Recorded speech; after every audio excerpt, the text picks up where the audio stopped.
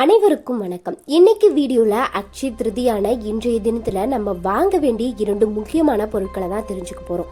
பொதுவா அக்ஷய திருதி அப்படின்னாலே தங்கம் வெள்ளி நகைகளை வாங்கக்கூடிய நாள் அப்படின்னு தான் நம்ம நினைச்சிட்டு இருக்கோம். அக்ஷய திருதி அப்படின்னா மகாலட்சுமி நம்ம வணங்கக்கூடிய நாள் அப்படின்னு சொல்லலாம். மகாலட்சுமி அப்படின்னு எடுத்துக்கிட்டா பணம், நகை, உப்பு, இப்படி நிறைய விஷயங்களை நம்ம சொல்லிக்கிட்டே போகலாம்.